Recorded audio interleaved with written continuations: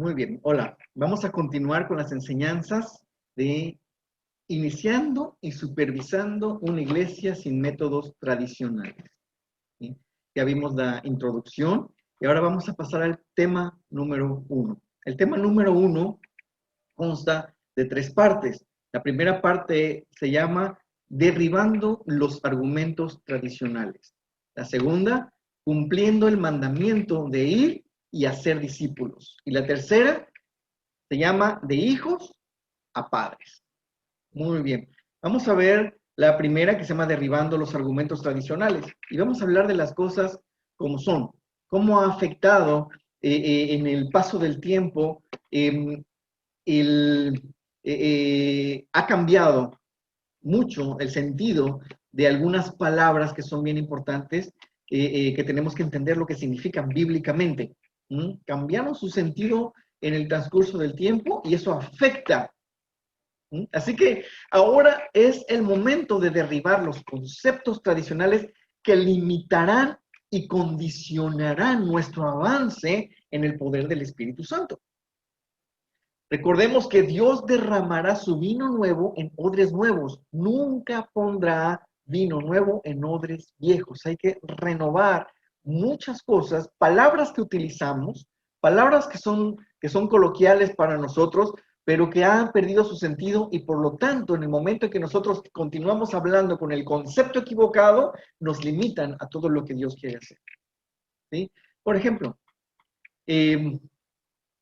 también esta sección que vamos a ver ahorita se divide en 2 partes. La primera es conceptos que han perdido su sentido. Y la segunda, escuchen bien cómo se llama, todos los métodos y estructuras para organizar una iglesia son cuestionables. Muy bien. Vamos a ver el primer concepto. Conceptos que han perdido su sentido, su verdadero sentido, su sentido bíblico en el transcurso del tiempo. Y uno de esos es la palabra iglesia, la misma palabra iglesia. ¿Sí?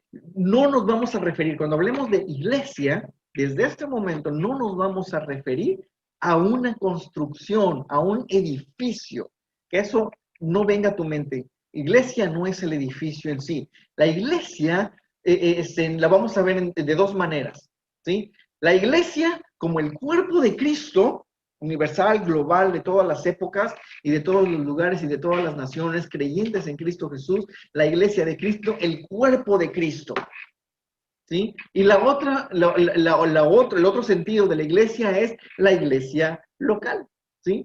Cuando vemos nosotros en el Nuevo Testamento la palabra iglesia, la tenemos que entender en contexto de estos 2 sentidos. ¿Sí? La iglesia de Cristo, cuando se refiere a la iglesia de Cristo, todos los creyentes, la novia de Jesucristo, todos nosotros, y también como la iglesia local. ¿Sí? Los que se reúnen en algún lugar o en algún momento. Ese grupo de personas que se reúnen, ¿sí? Es la iglesia local. La iglesia de Corintio, la iglesia de los Gálatas, la iglesia que se reúne en la casa de tal persona, ¿sí? Esa es la iglesia. Y cada una de las iglesias entonces tiene su propio gobierno, ¿sí? Su propio liderazgo que Dios pone para traer orden en el orden de Dios. Y luego vamos a ver lo que es ese orden de Dios, lo importante que es ese orden de Dios, el cuerpo de Cristo Jesús. Muy bien, entonces entendemos lo que es la palabra iglesia. También la palabra congregación, empieza a suceder lo mismo en nuestra mente, pensamos en el edificio, ¿sí? Pensamos en un lugar donde se reúnen. Es normal, ¿sí? Es normal que nuestra mente busque una referencia cuando hablamos de una congregación. Por ejemplo, la congregación de la comunidad de Sununcan. Cuando a mí me dicen la comunidad de Sununcan, los cristianos, la congregación de la iglesia local de Sununcan, esa es la palabra correcta, la iglesia local de Sununcan, ¿sí? Lo que viene a mi mente es el árbol donde alrededor se reúnen todos, ¿sí? Porque mi mente enseguida hace referencia a una fotografía para saber de qué se está hablando. Entonces es normal. A eso le llamamos congregación, ¿sí? Pero la congregación no es el lugar en sí, sino es la reunión en sí. la reunión en sí, y las personas que generalmente se reúnen, no importa el lugar de reunión, ¿sí? La reunión, la congregación de Sununcan se van a ver en el parque, la congregación de Sununcan, la iglesia local de Sununcan se va a ver en la playa, en lo que sea. Entonces, cuando hablamos de congregación no hablamos tampoco del lugar, sino que hablamos de la reunión, los que se reúnen, las personas que se reúnen así, y también en esa congregación, como la iglesia local, hay un gobierno. O sea, vamos a ver, vamos a entender esto bien. La iglesia de Cristo, todos los creyentes, de todo el mundo y de todas las épocas y de todas las naciones, ¿sí? La iglesia local son la iglesia de Cristo que se reúne, la iglesia de Cristo, que generalmente se ven, se llevan, se conocen y tienen a una persona responsable observando y vigilando, que es lo que vamos a tratar en estos temas, de ser esa persona. Y la congregación, ¿sí? Entonces es la reunión en sí de la iglesia, de las personas. Muy bien. También vemos la palabra templo, lo mismo sucede con la palabra templo, ¿sí? La palabra templo viene a nuestra mente también una construcción, ¿sí? Lo mismo que pensamos en iglesia, lo mismo que pensamos en templo, pero hay que quitar eso de nosotros completamente. La Biblia lo refiere a cada persona de la iglesia, ya la persona de manera individual, ¿sí?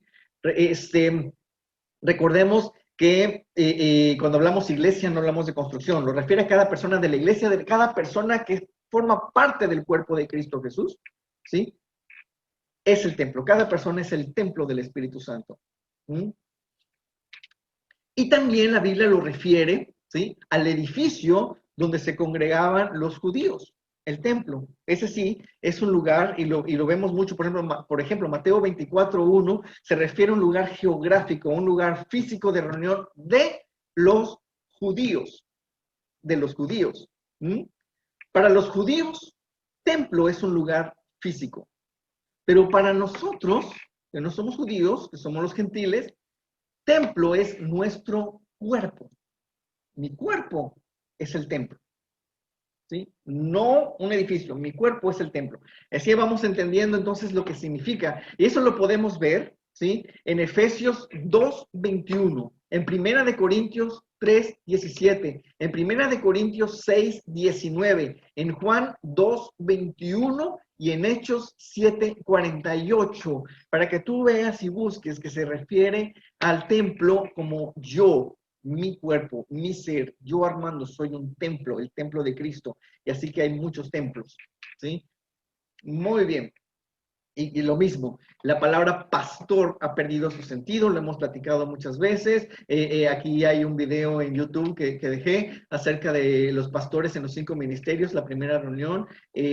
Hablo acerca de la diferencia entre lo que es un pastor, de acuerdo a los 5 ministerios, y lo que es el que gobierna la iglesia, el líder responsable que gobierna la iglesia. Son cosas completamente diferentes, no podemos mezclarlo, ¿sí? Entonces, pastor, no nos vamos a referir a pastor. Cuando llamemos pastor, no nos estamos refiriendo al líder de la iglesia, ni tampoco a las personas que se graduaron en un seminario teológico, ¿sí? Cuando hablemos del pastor, el pastor es porque está dentro de los 5 ministerios, de acuerdo a Efesios 4:11, ¿sí? Es muy difícil esto porque culturalmente se ha utilizado la palabra pastor a todo el que es líder de una iglesia, culturalmente, entonces no podemos dejarlo porque culturalmente no, va a haber una confusión, ¿sí? Cuando hablamos de pastor o cuando escuchamos a alguien predicar y habla de pastor, sabemos que está hablando del líder de la iglesia, pero nosotros tenemos que empezar ya a cambiar y tenemos que empezar a enseñar a los demás a cambiar esa forma de hablar o esa forma de pensar, ¿sí? Que romper esa área, esa parte tradicional y saber que pastor tiene un significado. Y esa persona que le estás enseñando que el pastor tiene un significado muy diferente al liderazgo de la iglesia, esa persona puede ser que tenga esa unción de pastor, el corazón de Dios de los 5 ministerios de pastor, pero si siempre se están refiriendo a que dirige una iglesia, va a rechazar el llamado solamente por la palabra. ¿Me están entendiendo? ¿Sí? ¿A qué nos referimos? Lo importante de separar estas dos cosas ya, de aquí en adelante. separar estas dos cosas. Estamos hablando de iniciar y supervisar una iglesia sin métodos tradicionales, porque hay que empezar a edificar conforme a la palabra de Dios para ver el potencial de unción en las personas y no queden limitados por palabras que están mal entendidas. Esto es el objetivo de lo que estamos viendo, ¿no? La palabra discípulo también sucede lo mismo. La palabra discípulo, ¿sí? Cuando decimos discípulo no nos referimos a un grupo de personas que toman una clase dominical, ¿sí? A los que están sentados alrededor escuchando una clase cada domingo. No, esos no son los discípulos de Cristo, los que toman clases, ¿sí? Sino que los discípulos de Cristo son todos aquellos que están continuando con la obra de Cristo, pero bajo la supervisión de alguien que está más avanzado en el Evangelio, ¿sí? Que es mayor, que está más adelantado en el Evangelio, con experiencia, está ayudando a los que están comenzando a obrar, ¿sí? A accionarse. Los discípulos de Cristo entonces son las personas que están continuando la obra de Cristo bajo supervisión. Esos son los discípulos. Es importante entender esto, ¿sí? No es una persona que toma una clase. Eso no es un discípulo. Hablando del reino de Dios. Cristianos. La palabra cristianos también se ha perdido completamente. Se llaman cristianos todos los que se reúnen en una congregación cristiana. Todo el que se reúne en una congregación cristiana, que se congrega con una congregación cristocéntrica, se llaman cristianos. Y ese es un grave error también. Uno cree que es cristiano porque asiste a un lugar, porque se congrega con personas, ¿sí? Y se llama cristiano, pero no. ¿Qué significa cristiano bíblicamente? Se refiere a toda persona que refleja a Cristo, ¿sí? Que refleja a Cristo, que refleja la gloria de Jesucristo en toda su manera de vivir, ya sea que tiene una responsabilidad de liderazgo o está siendo formado como un discípulo, ¿sí? Pero cristianos son las personas que reflejan a Cristo, no que asisten a un lugar donde hablan de Cristo. Muy bien, con esto podemos entender, y hay más cosas que luego vamos a ir viendo, ¿sí? Pero esto va a ser prioridad, ¿no? Cambiar nuestra manera de pensar, de entender esto, y lo vamos a enseñar de manera correcta ahora a nuestros discípulos. Punto número 2 de esta primera parte del tema 1. Todos los métodos y estructuras para organizar una iglesia son cuestionables. ¿Qué me refiero con esto? Que no vemos en la Biblia metodologías para llevar a cabo esta tarea de iniciar y guiar una iglesia. Lo que vemos son ordenanza de Jesús, ¿sí? Lo que vemos es una ordenanza de Jesús y vemos también las instrucciones de un líder hacia su discípulo. Como por ejemplo, 1 de Timoteo 1:5, que le dice a Pablo a Timoteo: estas son las instrucciones que te doy, estas son las instrucciones que te he dado, ¿sí? Y le habla de instrucciones, no de métodos, no de metodologías. ¿Cuál es la diferencia entre métodos e instrucciones? Y eso te lo dejo de tarea. La diferencia entre métodos e instrucciones. Al ratito lo vamos a hablar, pero dejo de tarea que lo estés pensando en este momento, ¿sí? ¿Qué es una metodología? ¿Qué es un método para organizar o para llevar a cabo algo? ¿Y qué son las instrucciones para llevar a cabo una tarea? ¿Sí? La respuesta la encontramos en la palabra de Dios, ¿no? Así que ponte a pensar en esto. Y primero vamos a hacernos la siguiente pregunta para responder a esto. ¿Qué parte del nuevo pacto encontramos metodologías? Métodos. ¿Sí? ¿Y en qué parte del nuevo pacto encontramos instrucciones? Así que esta es tarea.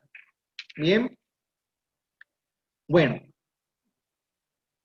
para continuar, no existe ninguna enseñanza metodológica de cómo llevar una iglesia. ¿Sí? No existe, no vemos una enseñanza metodológica de cómo organizar una iglesia. cómo llevar a cabo una iglesia. No vemos una enseñanza metodológica. Así como tampoco vemos ninguna enseñanza metodológica de cómo evangelizar o cómo bautizar a las personas, ¿sí? Lo que vemos son los principios de las verdades del reino de Dios para aplicar. ¿Sí?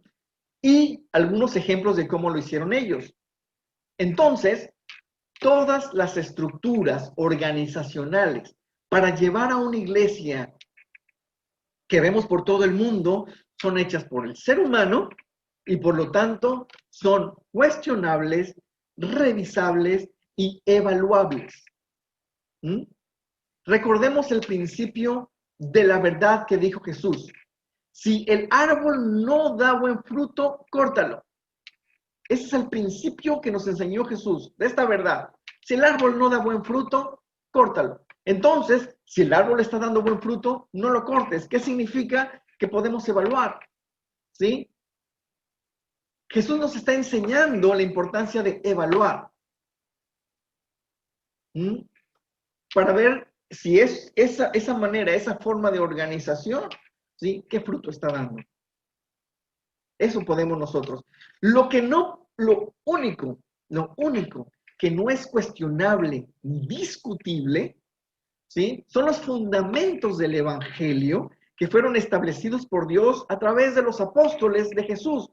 Así como dice 1 Corintios 3:11, 1 Corintios 3:10, del 10 al 15, y Efesios 2:20. ¿Sí? Así como nos enseña acerca de Jesucristo, es el fundamento inconmovible. No puedes quitar a Jesucristo como fundamento. Y Pablo está enseñando que los fundamentos que ellos pusieron como peritos constructores, ¿sí? No pueden ser movidos, no pueden ser cambiados, de ninguna manera cuestionables, de ninguna manera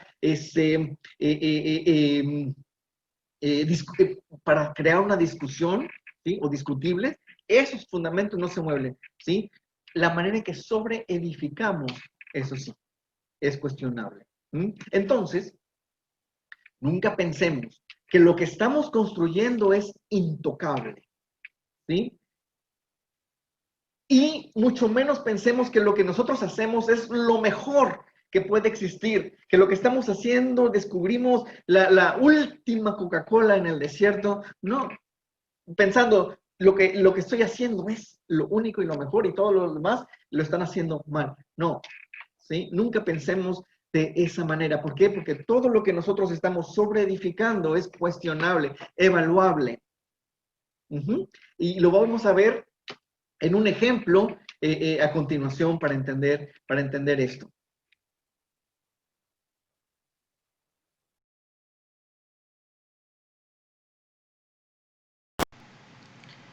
Perfecto. Vamos a hacer un ejemplo de lo que estamos hablando. Este ejemplo va a ser con un simulacro por computadora acerca de las estructuras. ¿Sí? Vamos que lo entendamos bien. Miren, estas son 4 formas de estructura. Esto es un conjunto, 2, 3 y 4. ¿Sí? Y vamos a ver el comportamiento de las estructuras. Este que estamos viendo acá, ¿sí? Es aquel líder que quiere construir, edificar, organizar solo su propia congregación, digamos, ¿no? Él tiene que decidir, él tiene la última palabra, él permite o no permite, y además no quiere que entre nadie más, nadie meta mano. Él lo va a hacer todo, y muchas veces si está casado, aquí está al lado de su esposa, su ayuda idónea, y vamos a ver cómo puede él construir, edificar él solo y cargar con el peso de una organización, de una estructura. Los que están aquí, ¿sí? Todos los que están aquí, generalmente, la mayoría de las veces, las congregaciones o las iglesias locales empiezan a edificarse y organizarse, y los que tienen el peso son unos cuantos son los que están cargando con todo. Ahorita vamos a hablar de estos que están aquí, pueden imaginarlo, ¿no? Y esa es la otra forma de estructura. Esta otra forma de estructura, que es la más bíblica que vamos a ver, está sobre la roca. Esta es Jesucristo. Jesucristo es el fundamento principal, es la roca principal, ¿sí? Y sobre eso están construyendo, sobre Jesucristo, ¿sí? ¿Quiénes son los que están aquí?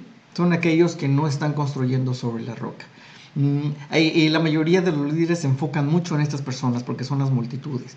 Es lo que llena las iglesias. Es lo que dice, wow, el éxito es el número de personas que llega, pero lo que estábamos hablando hace un momento es que ni siquiera son cristianos, ni siquiera son discípulos de Cristo, ni siquiera son el templo de Dios ni la iglesia de Cristo, porque sus vidas no están sobre la roca, pero asisten y están sentados viendo que los demás hagan la obra. Así que vamos a empezar el simulacro, cómo se va a ir dando esto. Vamos a ver. Empieza a crecer su congregación, aquí el matrimonio, ¿sí? Empieza a hacerlo crecer, vamos a empezar con ellos. Obviamente una persona y un matrimonio no puede cargar con toda una organización, es muy poco lo que pueden cargar, ¿sí? Aquí en esta parte vemos que sí, empieza a crecer, es más estable, hay más personas involucradas, pero quiero hablar de estas personitas que están aquí abajo, ¿sí? La mayoría de las veces ellos no son ni líderes, ni son nombrados líderes, pero los que cargan con la estructura o con la organización son unas personas muy fieles, que de corazón quieren servir a Dios, que están en todo, que participan en todo, que dan su tiempo y quieren estar. Porque aman a Dios, porque tienen un corazón sincero de amor, de agradecimiento y están en todo. ¿Y qué es lo que pasa? Que se les carga la mano a esas personas, ¿sí? O sea, ¿a quiénes vamos a llamar si vamos a hacer algo? A ellos, porque ellos van a estar y sé que no van a faltar. A ellos los vamos a llamar, ¿no? Y otra cosa, y los vamos a llamar a ellos. ¿Y quiénes? Estos son un grupo de la misma organización, el grupo élite, los ungidos, los llamados, los que tienen el nombramiento. Es un grupo muy cerrado, es un grupo, le llamo élite porque es impenetrable, no cualquiera puede entrar a este lugar, ¿sí? Comen juntos, cenan juntos, viajan juntos, pasean juntos, se reúnen y todo es muy ellos. Eso causa una división completamente que hay que evitar completamente. Este tipo de grupamientos de liderazgo élite hay que evitarlo completamente porque causan una división, ¿sí? Todas las demás personas los ven hacia arriba como un lugar impenetrable, como que ellos son los escogidos, los elegidos, los ungidos, ¿sí? Y algunos han de soñar, me gustaría estar en ese lugar, pero realmente no es absolutamente necesario soñar con eso, ¿sí? Esta otra, el tercero, que está sobre la roca, que es Cristo, empieza a crecer también, ¿sí? Obviamente vemos una mayor estabilidad y vamos a explicar de qué se trata este crecimiento, ¿sí? De esta manera. Si estamos hablando de cimentar sobre la roca, está directamente sobre la roca que es Jesucristo, ¿sí?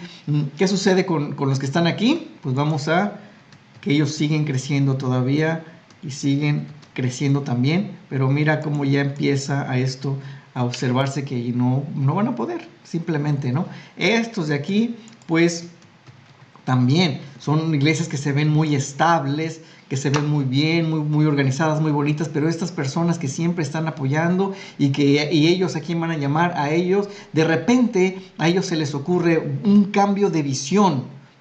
Está sucediendo algo muy bonito en otro lugar, así que vamos a hacer un cambio de visión. A ellos se les ocurre, entonces para ellos es muy fácil hablar de un cambio de visión o establecer un cambio de visión, pero ¿quiénes son los que están cargando? Son ellos.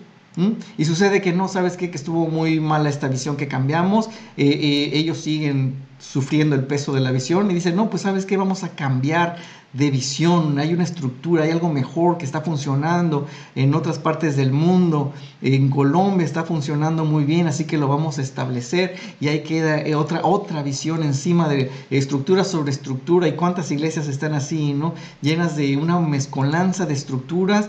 Vamos a ver que estos de acá siguen creciendo. La pareja sigue creciendo. Y este grupo se da cuenta de que puede haber otra forma de visión mejor, así que implementan otra, todos contentos, todos felices, los de aquí echando, los de afuera, los de aquí afuera echando porras, viendo cómo hacen las personas el trabajo, ¿sí? Ellos pues pueden hacer todos los cambios que necesarios, porque de todas maneras siempre son algunos los que están cargando con los cambios y con los cambios que hay. Pero vamos a ver qué sucede con estas personas. Vamos a ver qué pasa con estas personas. Son seres humanos que tienen un límite en sus emociones, en su fuerza física, ¿sí? Y aunque tengan todo el corazón para servir a Dios, y todo el deseo, el anhelo, y están en todo apoyando, pero llega el momento en que simplemente no pueden, ¿sí? Simplemente empieza el tambaleo ya de lo que están cargando, porque son seres humanos y no se les puede cargar la mano, ¿sí? Y estas personas de acá parece que están teniendo un muy buen control de su iglesia, de su congregación, pero como no pueden solos, es muy inestable esto. Así que miren lo que está pasando. Dios abajo. ¿Y qué más va a suceder con estos que están aquí? En algún momento se van todos para abajo, porque no estaban ni siquiera sobre la roca. Es una demolición total de todo esto. ¿Por qué? Porque no están directamente sobre la roca. Y ahorita vamos a hablar acerca de esto. Este de aquí puede seguir creciendo y creciendo y creciendo y creciendo y creciendo. Más y más y más estable, es más bíblico, completamente podemos verlo, ¿sí? Y se está yendo así, pero podemos decir, no hay iglesia perfecta, no existe la iglesia perfecta, pero bueno, este modelo, digamos, más centrado en la Biblia, vamos a ver ahorita de qué se trata. Muy bien, esta organización está prácticamente... A ver, aquí está. Esos de aquí estaban prácticamente quemados, un liderazgo quemado, ¿sí? Ellos también están quemados, no aguantaron, no pudieron con el peso ellos solos, no pidieron ayuda. Entonces, y estos de acá, pues menos todavía, estaban pendiendo en ellos, solo faltaba un poquito para que los empujen hacia abajo, hacia el abismo. Bueno, realmente yo ya he estado en esta situación, ¿sí? Aquí pues simplemente esta estructura pues no simplemente si tú estás queriendo llevar una estructura de esta manera, tan autócrata, ¿no? Yo mando, yo decido, yo digo y no dejo que nadie entre. Es el celo de que nadie entre, yo lo voy a hacer y nadie puede tocar a nadie, ni siquiera ellos pueden salir a visitar a nadie. ¿Qué va a pasar? Que en algún momento esto se va a destruir, no van a aguantar. Estos de aquí, hay una división tan fuerte y son pocos los que están cargando a la iglesia, y llega el momento en que son quemados y ya no aguantan más, ¿no? Esto que está aquí, ¿de qué se trata? De cada una de las piedras que vemos aquí en una de cada base, ¿sí? Es cada creyente, es cada persona que está edificando la casa espiritual de Dios. Cada uno, aquí hay unas piedras más pequeñas, unas piedras más grandes, ¿sí? Pero todos son importantes para la construcción de lo que es el cuerpo de Cristo, ¿sí? Cada uno tiene sus dones, cada uno tiene sus talentos, cada uno tiene sus unciones, cada uno forma una parte importante. Nadie es más, nadie es menos, ¿sí? Todos, desde el liderazgo hasta las personas se trabajan juntas, construyen juntas, ¿sí? Esto es el modelo bíblico y estable. Si lo podemos ver bíblicamente, en 1 Corintios capítulo 3, todo el capítulo 3 nos va a explicar esto que está sucediendo. Todo esto que está sucediendo. Dice en el versículo 1: amados hermanos, cuando estuve con ustedes no pude hablarles como lo haría con personas espirituales. Tuve que hablarles como si pertenecieran a este mundo o como si fueran niños en Cristo. Tuve que alimentarlos con leche, no con alimento sólido, porque no estaban preparados para algo más sustancioso y aún no están preparados. porque todavía están bajo el control de su naturaleza pecaminosa, tienen celos unos de otros, se pelean entre sí, ¿sí? ¿Acaso eso no demuestra que los controla su naturaleza pecaminosa? No viven como la gente del mundo, ¿sí? Cuando uno de ustedes dice, yo soy un seguidor de Pablo, y otro dice, yo soy un seguidor de Apolos, ¿sí? Empiezan esas divisiones y haciendo que algunas personas se estén cargando, yo soy de ellos, le están dando la responsabilidad. ¿Y qué les dice Pablo? No actúan de igual manera la gente del mundo. Dice acá, después de todo dice quién es Pablo, quién es Apolos. Nosotros solo somos siervos del Dios mediante los cuales ustedes creyeron la buena noticia. Cada uno de nosotros hizo el trabajo que se encargó.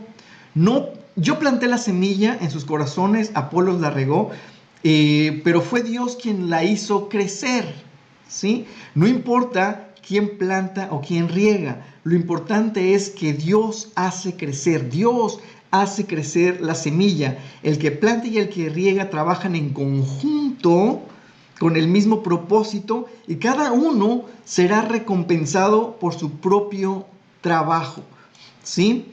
Pues ambos somos trabajadores de Dios, ustedes son el campo de cultivo, son el edificio de Dios, dice acá, ¿sí? Por la gracia de Dios, dice acá, que Dios me dio, yo eché el fundamento, que vemos aquí, esta parte es el fundamento, como un experto constructor. Ahora otros edifican encima. Pero cualquiera que edifique sobre este fundamento tiene que tener mucho cuidado. Pues nadie puede poner un fundamento distinto al que ya tenemos, que es Jesucristo. Nadie puede poner un fundamento distinto al que es Jesucristo. Ya vimos lo que pasó aquí. Por lo menos estos quemados o dolidos o sufriendo, pero siguen aquí sobre Cristo.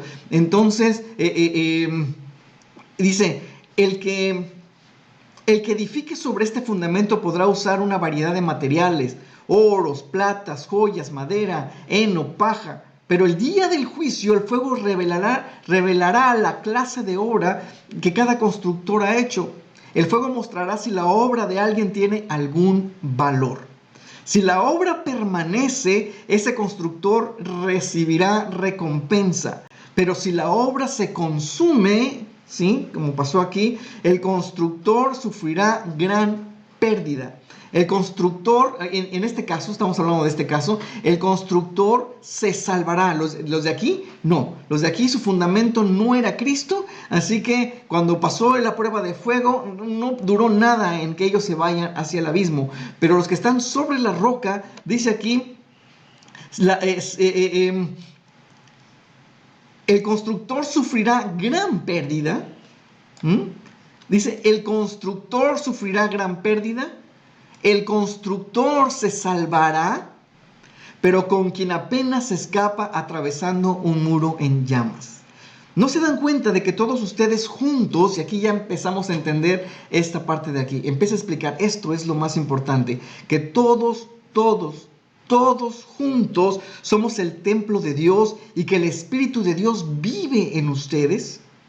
Dios destruirá a cualquiera que destruya ese templo, pues el templo de Dios es santo y ustedes son ese templo. ¿Sí? Nosotros somos el templo de Dios. Entonces hay una estructura, sí hay una estructura de acuerdo al nuevo pacto, donde Jesucristo es el cimiento y donde cada uno de nosotros tiene una participación. Cada uno de nosotros se está construyendo. Cada uno entiende que somos esas piedras que construyen, que somos el templo de Dios, el templo santo de Dios. Así que dice en el versículo 18, ¿sí? Dejen de engañarse. Aquí está. Dejen de engañarse a sí mismos si piensan que son sabios de acuerdo a los criterios de este mundo. Necesitan volverse necios para verdaderamente sabios. O sea, ¿qué es lo que está diciendo acá? Necesitamos decir, ¿sabes qué? No puedo solo, no sé cómo hacerlo, te necesito, Dios, cada paso que yo dé, en cada cosa que se vaya construyendo encima, que seas tú el que vayas edificando, aunque vaya más lento, pero más seguro, ¿sí? Porque quiero hacer las cosas conforme a ti y no conforme a mis ideas o las ideas de otras personas, ¿sí? No puedo yo solo, yo necesito de los ministerios, de las unciones, de los talentos, de todo lo que Dios ha hecho y ha puesto en las riquezas del reino de Dios que ha puesto para nosotros. Dice el versículo 19, pues la sabiduría de este mundo es necedad para Dios, como dicen las Escrituras. Él atrapa a los sabios en la trampa de su astucia. Y también el Señor conoce los pensamientos de los sabios, dice que no valen nada. Así que no se jacten de seguir a un líder humano en particular. ¿Por qué? Porque esto es lo que va a suceder. Esto es lo que va a suceder. Si estamos siguiendo a personas, estamos poniendo nuestra mirada en personas, si vamos detrás de las personas, estamos adulando a las personas, esto es lo que va a suceder. ¿Sí? Entonces dice, no se jacten de seguir un líder humano en particular, pues a ustedes les pertenece todo. Aquí hay una verdad que si nos llega la revelación de lo que quiere decir sería tremendo, pues a ustedes les pertenece todo, ya sea a Pablo o a Apolos o a Pedro, o el mundo, o la vida y la muerte, o el presente y el futuro. Todo les pertenece a ustedes y ustedes pertenecen a Cristo y Cristo pertenece a Dios.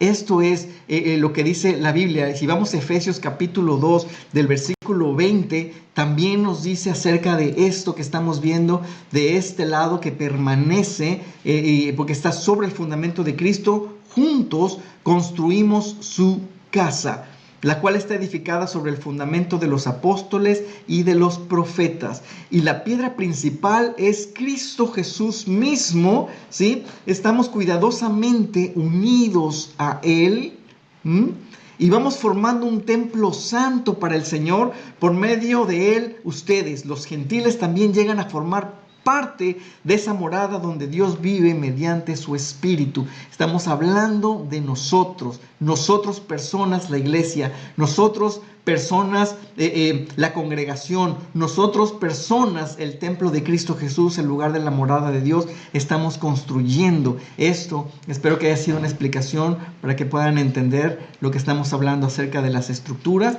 Esto de aquí abajo, ¿sí? No se puede juzgar, no es juzgable, no podemos hacer debate, simplemente así es, Jesucristo, el fundamento de Jesucristo. Todo esto, ¿sí? Sí lo podemos valorar y sí lo podemos nosotros, podemos analizar, ¿sí? Si está dando fruto, si no está dando fruto, lo podemos quitar, lo podemos hacer a un lado completamente y comenzar de nuevo a construir la obra del Señor, pero ahora guiados por el Espíritu Santo, ahora en el poder del Espíritu Santo, ahora edificando un templo santo de acuerdo a la palabra de Dios.